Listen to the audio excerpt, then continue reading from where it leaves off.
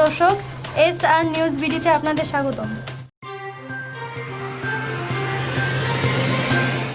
আপনাদের সাথে আছে আমি বৃষ্টি। এখন দেখবেন দেশের খবর। 1920 সালের 17 মার্চ মধুমতির তীরে টঙ্গিপাড়ার শ্যামল ছায়া ছোট শিশু খোকা জন্মগ্রহণ করেছিল বলে 1971 সালে এই বাংলাদেশ স্বাধীন হয়েছিল। আজকে বিজয়ের এই দিনে বিজয়ের মহানায়ক জাতির জনক বঙ্গবন্ধু শেখ মুজিবুর রহমানকে স্মরণ করে আমি আমার বক্তব্য শুরু করতে চাই। আজকে জাগো বাংলাদেশ শিশু কিশোর ফেডারেশন কর্তৃক আয়োজিত বিজয় দিবসের এই আলোচনা সভা এবং মাদক মুক্ত আগামী তরুণ প্রজন্মর এই আলোচনা সভা সম্মানিত শ্রদ্ধাভাজন বড় ভাই সভাপতি, বাংলাদেশ প্রেস ক্লাবের প্রতিষ্ঠাতা মহাসচিব এবং জাগো বাংলাদেশের প্রতিষ্ঠাতা, যিনি অসংখ্য সংগঠন করা কারিগর বড় ভাই ফরিদ খান উপস্থিত আছেন। মঞ্চ আলোকিত করে দেশের বিভিন্ন সামাজিক সংগঠনের সাথে যিনি ওতপ্রোতভাবে জড়িত একজন সামাজিক নেতা, Lions club 301 regional vice president এবং এলিগেন্স অরেঞ্জের সম্মানিত প্রেসিডেন্ট এবং ভাষাপু উন্মুক্ত শরীর চর্চা কেন্দ্রের সম্মানিত সভাপতি এবং বিভিন্ন স্কুল এবং মসজিদ মাদ্রাসার সাথে যিনি জড়িত বিশিষ্ট সমাজসেবক লায়ন মোহাম্মদ হাশেম ভাই উপস্থিত আছেন। বাংলাদেশ ছাত্রলীগের সাবেক সকল সহসভাপতি, রাজপথের লড়াকু সৈনিক, একজন প্রতিবাদস্যে রণাঙ্গনের সৈনিক, বিশিষ্ট কলাম লেখক জনাব SM মেহেদী হাসান উপস্থিত আছেন। রোলার জার্নালিস্ট বাংলাদেশের সম্মানিত সভাপতি জহিরুল ইসলাম সহ আরো যারা উপস্থিত আছেন। আমাদের স্বপ্নের অন্যতম সংগঠক আস্তাবুল পারভেজ, স্বপ্নের কুমিল্লা জেলা শাখার সম্মানিত সভাপতি শাহাবুদ্দিন ভুঁইয়া সহ যারা আমার এই বক্তব্য শুনছেন, সকলকে জানাচ্ছি দেশের সাহিত্য, সাংস্কৃতিক ও সামাজিক জাতীয় সংগঠন স্বপ্নের পক্ষ থেকে এবং জাগো বাংলাদেশ শিশু কিশোর ফেডারেশনের পক্ষ থেকে সংগ্রামী অভিবাদন ও মধুরীয় শুভেচ্ছা। আজকে ঠিক যে মুহূর্তে আজকের এইখানে আলোচনা হচ্ছে, আপনারা জানেন শুধু আমাদের দেশে নয় সারা বিশ্বে মহামারী করোনা ভাইরাসের প্রাদুর্ভাব। এই মহামারী করোনা ভাইরাস কারণে আমাদের এই মোদীর শতবর্ষের অনেক অনুষ্ঠান আমাদের এগুলো মন্থর গতিতে করোনা ভাইরাসের যেন মানুষ করতে না পারে, আক্রান্ত করতে না পারে, এই জন্য মোদীর শতবর্ষের অনুষ্ঠান এবং এই বিজয়ের অনুষ্ঠান এবার বৃহৎ এবং পরিসরে সারা বাংলাদেশে জাঁকজমকপূর্ণভাবে পালন করার কথা ছিল। তারই অংশ হিসাবে জাগো বাংলাদেশ শিশু কিশোর ফেডারেশন সব সহ আরো যে সমস্ত সামাজিক সংগঠন আছে সকলেরও বৃহৎ পরিকল্পনা ছিল, কিন্তু আমরা সকলের প্রতি শ্রদ্ধা জানিয়ে এবং মহামারী করোনা ভাইরাসের কারণে আমাদের সকল প্রোগ্রামকে আমরা সংক্ষিপ্ত করে নিয়েছি। কিছু কিছু ভার্চুয়াল প্রোগ্রাম করা হয়েছে, কিছু কিছু সীমিত পরিসরে। তারপরেও আজকে সাংবাদিক পরীক্ষার নির্দেশ ক্রমে জামাল শিকদার আজকে যে প্রোগ্রাম করেছে বিজয় দিবসে, আমি আমার অন্তঃস্থল থেকে জামাল শিকদারকে ধন্যবাদ জানাই। বন্ধুরা, ইতিমধ্যে বৃহৎ গুরুত্বপূর্ণ আলোচনা করে গেছেন ঢাকা বিশ্ববিদ্যালয়ের সাবেক ছাত্র নেতা SM মেহেদী হাসান। আপনারা জানেন তিনি নিয়মিতভাবে এখন প্রত্যেক দিন কলম লেখেন। সে মেহেদী হাসান অনেক গুরুত্বপূর্ণ বক্তব্য রেখে গেছেন। মেহেদী ভাই বক্তব্য দেওয়ার পরে আরেকজন যদি ওরকম বক্তব্য দিতে যায় তাহলে আপনাদের ধৈর্য ছুটি হয়ে যান। তাই আমি বেশি বক্তব্য রাখবো না, আমি শুধু একটি বক্তব্য রাখবো। আজকে বলতে চাই যে আপনারা দেখেন আমাদের এই দেশে 1975 সালের 15 আগস্ট জাতির জনক বঙ্গবন্ধু শেখ মুজিবুর রহমানকে যখন সপরিবারে হত্যা করা হয়েছিল, সেই দেশ যে দেশে একটি আইন পাস করা হয়েছিল ইন্ডিমিটি অধ্যাদেশ। অনেকে হয়তো বুঝবেন না যে এই ইন্ডিমিটি অধ্যাদেশ কি এবং কি বলতে চান উনি। এই ইন্ডিমিটি অধ্যাদেশ ছিল এই আইন যে আমরা এদেরকে হত্যা করেছি 1975 থেকে 15 আগস্ট থেকে 1972 সালের যে হত্যাকাণ্ড পর্যন্ত, যে 3রা নভেম্বর এই হত্যাকাণ্ডের কোনো হত্যাকাণ্ডে কোনো বিচার হবে না। তাহলে কি দেশ, কি জাতি যেখানে ইতিহাসের নেই কোনো স্বীকৃতি, আছে শুধু বিকৃতি। আজকে যদি আপনার পিতা আপনার ভাই মারা যায় তার বিচার হবে, তাহলে কেন জাতির পিতার হত্যার বিচার হবে না, কেন জেল হত্যাকাণ্ডের বিচার হবে না, আমরা সে আন্দোলন করেছি। আমরা ইন্ডিমিডিয়েট দিয়ে অত্যাচারের বিরুদ্ধে আন্দোলন করতে গিয়ে আমরা জেল খেটেছি, জুলুম খেটেছি, আমরা জননিরাপত্তা মামলা সহ বিভিন্ন মামলা দেশের শুধু একটি জেলে না, বিভিন্ন দেশে বিভিন্ন জেলে আমরা জেল খেটেছি। আমরা কোনো সন্ত্রাসী কর্মকাণ্ড করতে যেয়ে জেল খাটি নেই। আজকে আপনাদেরকে বিভিন্ন কথা বলতে হয়। আমরা আন্দোলন করেছিলাম ইন্ডিমিডিয়েট অত্যাচার দেশের বিরুদ্ধে। আজকে বন্ধুরা দেখেন, সেই ইন্ডিমিডিয়েট অধ্যাদেশ এরপরে এই দেশে একটি প্রভাকাণ্ড চালিয়ে দিয়ে দেওয়া হয়েছিল। এখানে আপনারা যারা আছেন, তারা সাংবাদিক সমাজ, বিশেষ করে সাংবাদিক পরিবেশ যারা উপস্থিত আছেন, একটি প্রভাকাণ্ড চালিয়ে দেওয়া হয়েছিল যে বাংলাদেশ আওয়ামী লীগ হচ্ছে একটি হিন্দু দল। আওয়ামী লীগ যদি ক্ষমতা কখনো আসে, এই দেশে কোনো মসজিদে কখনো আজান হবে না। আওয়ামী লীগ যদি, জিনিসগুলো আপনাদেরকে বুঝতে হবে, আওয়ামী লীগ যদি ক্ষমতা আসে, এই দেশে আর দেশ থাকবে না, এই দেশ ভারত হয়ে যাবে। কিন্তু আমরা কি দেখলাম, এবং দেখেন এই যে প্রভাকাণ্ড, এই প্রভাকাণ্ডগুলো কিন্তু থেমে নাই।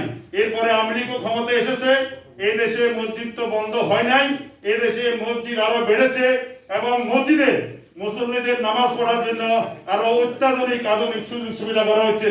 শুধু তাই না, আপনারা অনেকে যদি পর্যবেক্ষণ করতে পারেন, দেখবেন বাংলাদেশের প্রত্যেকটি উপজেলা এই জননেত্রী শেখ হাসিনার আমাদের এক একটি ডিজিটাল মসজিদ হচ্ছে, যেটা আপনাদের অনেকে জেলা হয়তো হচ্ছে, এবং যে সমস্ত জেলা হয় নাই ওই সমস্ত জেলায় হবে। এবং জানেন এই যে বাংলাদেশে এই যে তবলিগদেরকে যে জায়গা, এই জায়গা জাতির জনক বঙ্গবন্ধু শেখ মুজিবুর রহমান বরাদ্দ করে দিয়েছিল।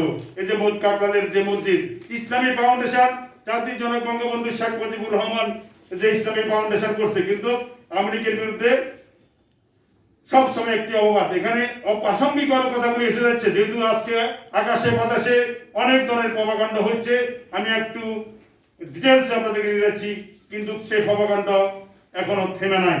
প্রভাকাণ্ড চলছে, প্রভাকাণ্ড চলবে। আপনারা দেখেন আমাদের পার্শ্ববর্তী রাষ্ট্র, আমরা যাদের থেকে ভাগ হয়ে আজকে আমরা এই যে বাংলাদেশ পেয়েছিলাম, 9 মাস সশস্ত্র সংগ্রাম করেছিলাম, সে পাকিস্তানেও কিন্তু জাতির পিতা তাদের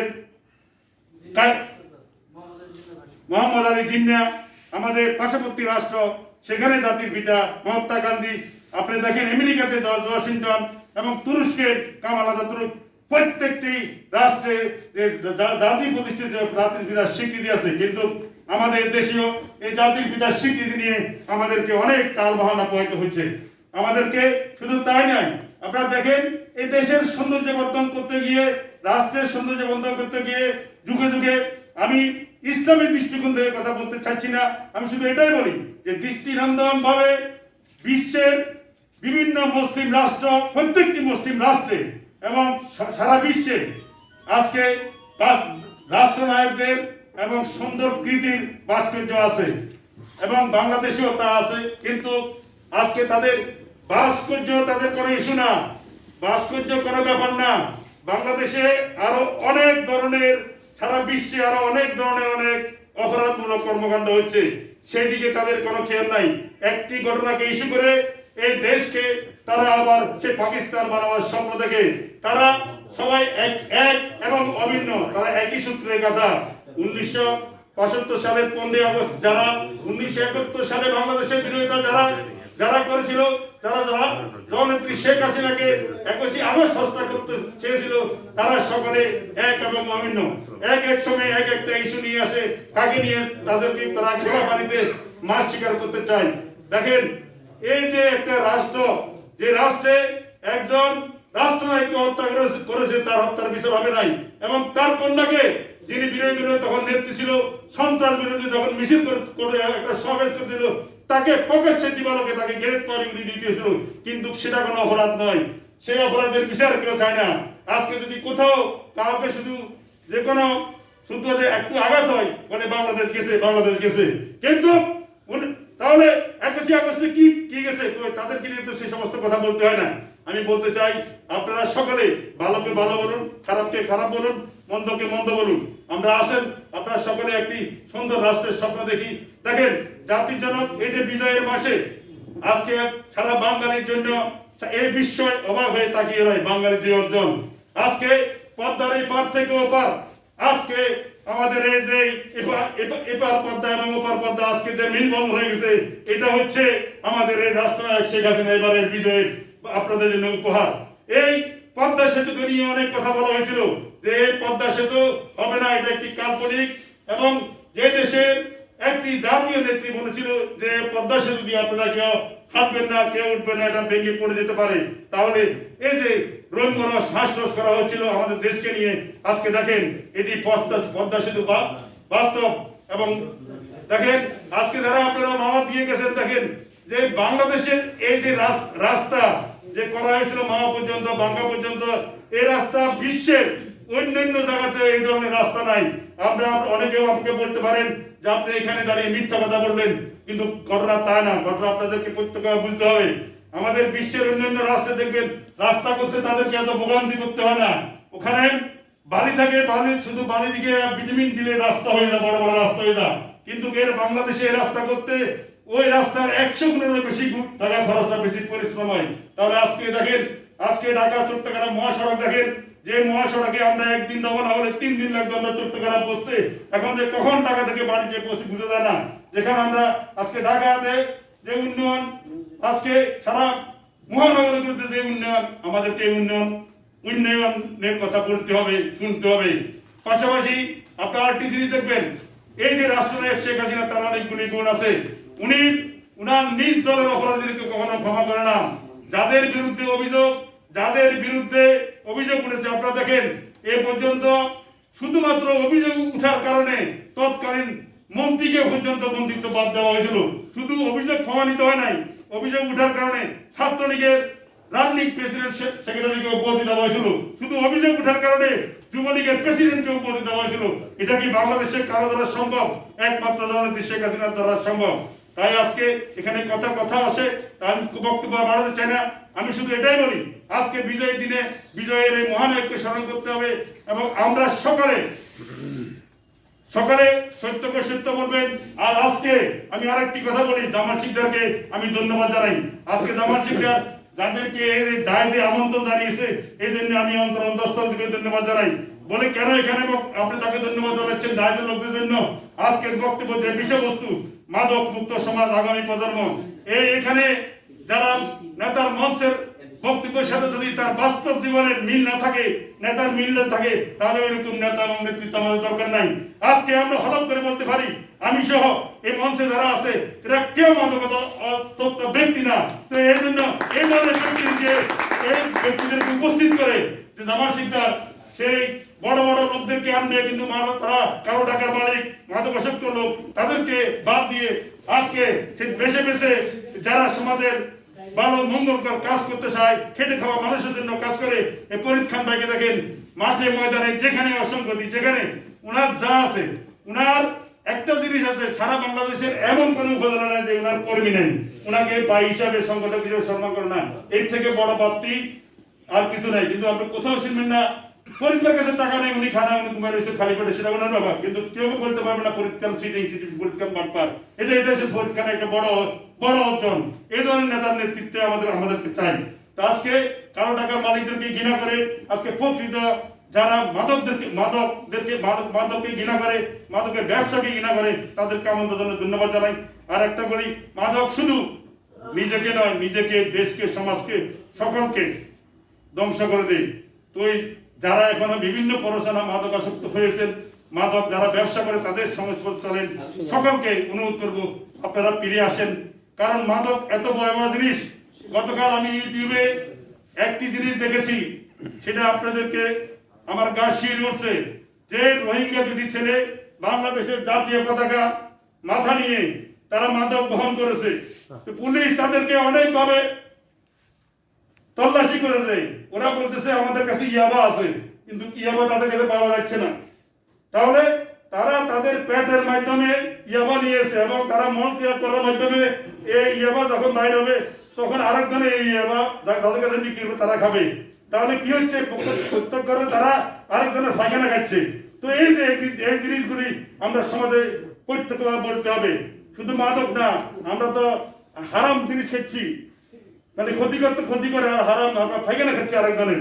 তো এই যে জিনিসগুলা আমাদেরকে আমাদের সন্তানদেরকে বোঝাতে হবে। বর্তমান জহির ইসলাম ভাই যে কথা বলেছিলেন যে বর্তমান যুগ, আসলে যুগ যখন যেভাবে আসে এই যুগের সাথে আমাদেরকে তাল মিলিয়ে চলতে হবে। আমাদেরকে কখনো একসময় রূপকথার গল্প শুনিয়ে ঘুম পাড়ানো হতো। আমাদের পাঠ্য বইয়ে ছিল আগডুম বাগডুম ঘোড়াডুম সাজে, কিন্তু কোথাও কোনো আগডুম নাই, কোথাও কোনো বাগডুম নাই, কোথাও ঘোড়ার কোনো ডিমও নাই। এই যে কাল্পনিক কথা আমাদেরকে শোনানো হতো। তো সে কালেও ভুলটুটি ছিল, এই কালেও ভুলটুটি আছে। সকল কিছুর ভালো এবং মন্দ আছে। টেকনোলজিরও ভালো জিনিস আছে, মন্দ জিনিস আছে। আমাদেরকে আমাদের সন্তানদেরকে ভালো জিনিস শিখাতে হবে, শিখতে হবে। ছেলে মেয়েরা আমি বলি সকালে কম্পিউটার দেখো, সকালে ল্যাপটপ দেখো, কিন্তু প্রকাশ্যে দেখতে হবে। বাচ্চাদের সাথে আমিও দেখবো, কি দেখতেছো আব্বু দেখাও, আমাকে দেখাও, আমি শিখি, অসুবিধা নাই। দরজা বন্ধ করে দেখো, দেখা যাবে না, গোপনে দেখা যাবে না। আজকে টেকনোলজির কারণে আমরা বসে আজকে ক্লাস করছি, এই যে ভার্চুয়ালের যুগে। যদি টেকনোলজির ভালো গুণ খারাপ গুণ সব গুণ আছে। আমাকে অন্যভাবে কথা দিবেন না, আমি তর্কে যাচ্ছি না। আমি বলছি আমাদেরকে ভালো গুণে আমাদেরকে অর্জন করতে হবে। আমাদের সন্তানদেরকে, আমাদের বাইরেরকে, আমাদের পাড়া যাদের কাছে আমরা ভালো জিনিস উপস্থাপন। টেকনোলজির কারণে আজকে দেখেন, আমি যা না জানি আমার সন্তান তা জানে। আমি একটি কথা উদাহরণ যাচ্ছি যে প্রথম যে আমাদের করোনাকালীন ভার্চুয়াল যে মিটিং আরম্ভ হচ্ছে, আমাকে একটি ভার্চুয়াল মিটিং এ গুগল মিটের মাধ্যমে আমন্ত্রণ জানানো হচ্ছে। গুগল মিট কিভাবে আমি ঢুকবো আমি নিজে জানি না সেটা, কিন্তু আমার হাই পড়ুয়া ছেলে আব্বু তুমি তো বোকা, এটা এইভাবে না এটা এইভাবে। তো আমি কিন্তু ওর কাছে শিখেছি। তো ওদের কাছ থেকে আমাদের শিকার আছে। আমরা ওদেরকে ভালো জিনিস, কারণ এখন টেকনোলজি ইনফরমেশন টেকনোলজি এখন বিশ্বে এখন হাতের মুঠো একটা আঙুলে বিশ্বাস হলে এখান থেকে আমরা পিছনে ফেরার সময় নাই, আগের দিকে যাওয়ার সময় নেই। তবে এই আঙুলটাকে ঠিক জায়গা আমাদেরকে এন্টার করতে হবে, এদিকে আমাদেরকে সকলকে খেয়াল রাখতে হবে। আজকে বক্তব্য আরো রাখবেন আমাদের ফরিদ ভাই আছে, আমাদের প্রধান অতিথি হাসিম ভাই আছে। বক্তব্য বেশি রাখতে চাই না আজকে করোনাকালীন মুহূর্তে। তারপরে আমি অন্তঃস্থল থেকে ধন্যবাদ জানাই এই যে জামাত শিকদারকে, এই ধন্যবাদ জানানোর জন্য, বিজয় দিবসের অনুষ্ঠান করার জন্য। বক্তব্য দিলে মেহেদি ভাই আমি যদি বক্তব্য দিই সারাদিন আমরা বক্তব্য দিতে পারবো। আমাদের এগুলির বিভিন্ন কারণ, আমরা ছাত্র জীবন থেকে বলতে কি নিজের বুঝ হওয়ার আগে থেকে আমরা সমাজনীতি করি, কারণ আমরা আমাদের পিতার থেকে শিক্ষা। আমাদের পিতা বীর মুক্তিযোদ্ধা ছিলেন, দেশের সমাজে কাজকর্ম করছেন, আমরা ওখান থেকে আমরা আমাদের এগুলো শিখা। তো এই বক্তব্য বড় কথা না, বক্তব্যের সাথে বাস্তব জীবনে মিল থাকতে হবে। আমি কখনো এমন কাজ করি না যে যেটা আমি বলি আমি সেই কাজ করি, না হলে আমি বলি না। আমি জামাত শিকদারকে বলেছি যে আমি কখনো কোনো অনুষ্ঠানে যাই না, আর তোমার অনুষ্ঠানে গেলেও আমাকে তুমি মাস্ক খোলার জন্য অনুরোধ করবে না। আমি এই সপ্তাহে এখানে এসেছি, কারণ আমি আপনাকে বলবো যে আপনি মাস্ক পরেন আর আমি মাস্ক পরবো না। তো এই ধরনের যে এটা একটা উদাহরণ, মানে আমি আপনাকে এটা বড় কোনো ব্যাপার না, মানে আমরা এই ধরনের যেটা আমি পারবো সেটা আমি করবো। এই ধরনের নেতা কর্মী সৃষ্টি হতে হবে। বড় হওয়া, বিখ্যাত হওয়া বড় কোনো অর্জন না, আপনাকে বিশ্বস্ত হওয়াটা হচ্ছে বড় অর্জন। একটা জিনিস মনে রাখবেন, বিখ্যাত অনেকভাবে হওয়া যায়। আপনি চুরি করলেও বিখ্যাত হবেন, যে অমুক সরা সবাই অনেক চিনি, কিন্তু মানে আপনার বিখ্যাত হওয়া, বিশ্বস্ত হওয়া, যে অমুকের কাছে যদি আমার 100 টাকা থাকে, অমুকের কাছে যদি আমার এই কথাটা থাকে, এই কথা সীমাবদ্ধ থাকে, এই আমানতটা আমার কাছে আমানত হিসেবে থাকে। কিন্তু বিশ্বস্ত হওয়া অনেক কঠিন। বিখ্যাত বিভিন্ন ভাবে হওয়া যায়, চুরি করলেও হওয়া যায়, ডাকাতি করলেও হওয়া যায়, অস্ত্রধারী করে শুধু বড় বড় অর্জনে যেভাবে হওয়া যায়, বড় বড় খারাপ কথা বিখ্যাত হওয়া যায়। তো আমি সবসময় বলি বিখ্যাত থেকে বিশ্বস্ত হবেন। আর আজকের অনুষ্ঠানের জন্য ধন্যবাদ জানি। পরিশেষে সুকান্তের ভাষায় বলতে চাই, এতক্ষণ দেয়ে আছে পান, পান পরে পৃথিবীর সারা জঞ্জাল, এই বিশ্বকে আগামী শিশু বাধ্য করে দেবে আমি সকলের কাছে আমি বিনম্র। জয় বাংলা, জয় বঙ্গবন্ধু। এতক্ষণ আমাদের সাথে থাকার জন্য ধন্যবাদ। বিনোদন ও দেশ বিদেশের খবর পেতে আমাদের সঙ্গেই থাকুন।